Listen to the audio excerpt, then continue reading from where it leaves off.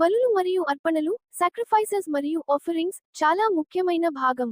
దేవునికి కృతజ్ఞత చెప్పడానికి, పాపానికి క్షమ కోరడానికి, మరియు దేవునితో సంబంధం ఉంచుకోవడానికి ఇశ్రాయేలీయులు ఈ బలులు సమర్పించేవారు.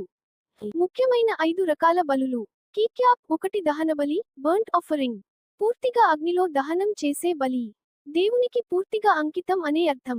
సాధారణంగా ఎద్దు, గొర్రె, మేక లేదా పావురం సమర్పించేవారు. అధ్యాయం 1. కీక్యాప్ 2 ధాన్యార్పణ, గ్రెయిన్ ఆఫరింగ్. గోధుమ పిండి, నూనె, ధూపం వంటి వాటిని అర్పించేవారు. ఇది దేవునికి కృతజ్ఞత తెలిపే అర్పణ. ఇందులో రక్తబలి ఉండదు. సూచన: లేవియకాండము అధ్యాయం 2. కీక్యాప్ 3 సమాధాన బలి, కృతజ్ఞతా బలి, పీస్ ఆఫరింగ్. దేవునికి కృతజ్ఞత చెప్పడానికి మరియు ఆనందాన్ని వ్యక్తం చేయడానికి. కొంత భాగం దేవునికి, కొంత యాజకులకు, కొంత సమర్పించిన వ్యక్తికి. అధ్యాయం 3. కీక్యాప్ 4 పాపబలి, సిన్ ఆఫరింగ్. తెలియక చేసిన పాపాల కోసం, పాపానికి శుద్ధి పొందడానికి ఈ బలి సమర్పించేవారు. అధ్యాయం 4.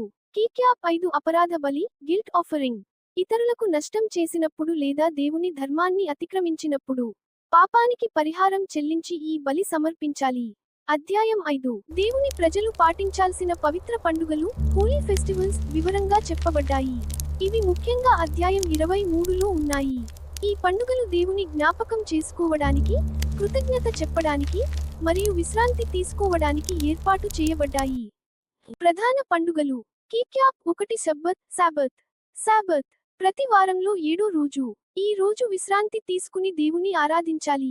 కీక్యాప్ 2 పస్కా పండుగ, పాస్ఓవర్.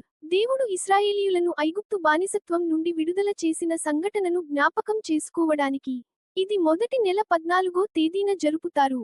కీక్యాప్ 3 పులియని రొట్టెల పండుగ, ఫీస్ట్ ఆఫ్ అన్లెవెన్డ్ బ్రెడ్. 7 రోజులు పులియని రొట్టెలు తింటారు.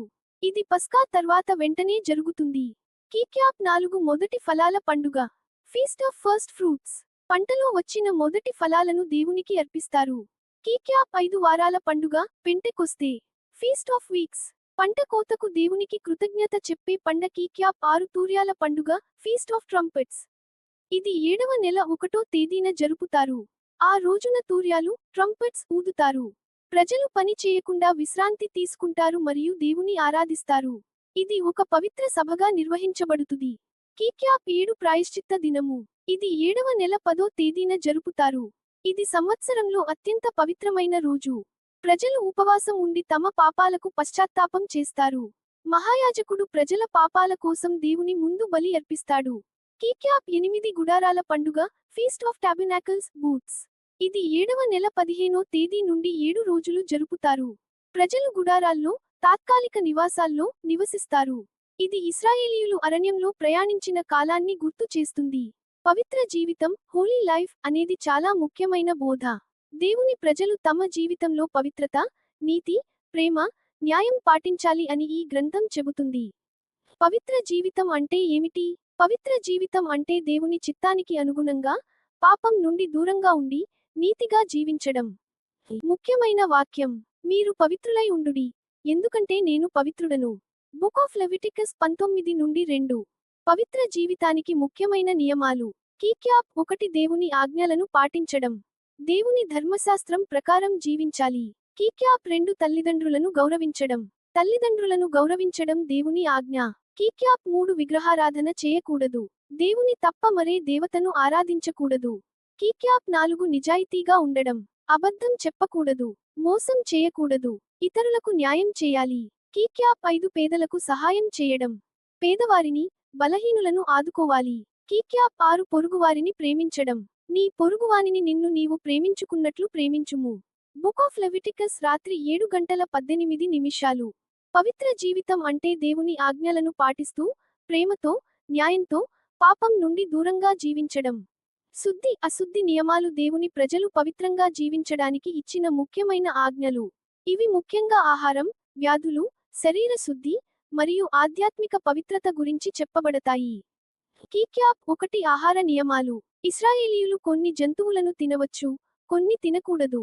తినవచ్చినవి: 2 కాళ్ల చీలికలు ఉండి, మళ్ళీ నమలే జంతువులు. ఉదాహరణలు: గొర్రె, మేక, ఎద్దు. తినకూడనివి: పంది, ఒంటె, కొన్ని పక్షులు మరియు నీటి జీవులు. అధ్యాయం 11లో ఉన్నాయి. కీక్యాప్ 2 వ్యాధుల గురించి నియమాలు. చర్మ వ్యాధులు లేదా అంటువ్యాధులు ఉన్నప్పుడు వ్యక్తిని యాజకుడు పరిశీలించాలి. వ్యాధి ఉంటే కొంతకాలం ప్రత్యేకంగా ఉండాలి. శుద్ధి అయిన తర్వాత దేవునికి బలి సమర్పించాలి. ఇవి అధ్యాయాలు 13 నుండి 14లో ఉన్నాయి. కీక్యాప్ 3 శరీర శుద్ధి నియమాలు. కొన్ని శరీర పరిస్థితుల వల్ల వ్యక్తి తాత్కాలికంగా అశుద్ధుడిగా పరిగణించబడేవాడు. ఉదాహరణలు: ప్రసవం, రక్తస్రావం, శరీర స్రావాలు.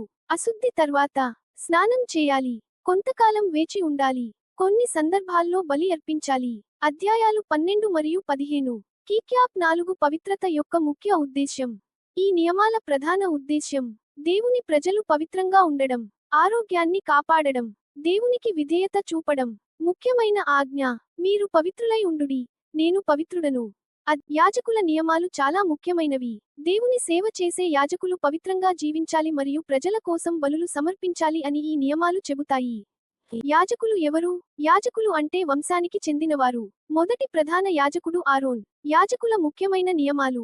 కీక్యాప్ 1 పవిత్ర జీవితం. యాజకులు దేవుని ముందు పవిత్రంగా ఉండాలి. పాపం నుండి దూరంగా ఉండాలి. దేవుని ఆజ్ఞలను జాగ్రత్తగా పాటించాలి. కీక్యాప్ 2 బలులు సమర్పించడం. యాజకుల ముఖ్య పని ప్రజల తరఫున దేవునికి బలులు అర్పించడం. దహన బలి, పాప బలి, కృతజ్ఞతా బలి. కీక్యాప్ 3 పవిత్ర వస్త్రాలు. యాజకులు ప్రత్యేకమైన పవిత్ర వస్త్రాలు ధరించాలి. తలపాగా, వస్త్రం, కట్టు బెల్ట్. కీక్యాప్ 4 శుద్ధి నియమాలు. యాజకులు శుద్ధిగా ఉండాలి. కొన్ని వ్యాధులు ఉన్నప్పుడు దేవాలయ సేవ చేయకూడదు. శరీర శుద్ధి పాటించాలి. కీక్యాప్ 5 ప్రజలకు ధర్మశాస్త్రం బోధించడం. యాజకులు ప్రజలకు దేవుని ధర్మాన్ని బోధించాలి మరియు సరిగా జీవించడానికి మార్గం చూపాలి. యాజకులు దేవుని మరియు ప్రజల మధ్య మధ్యవర్తులుగా పనిచేసేవారు. వారు పవిత్రంగా జీవించి ప్రజల పాపాల కోసం బలులు సమర్పించేవారు.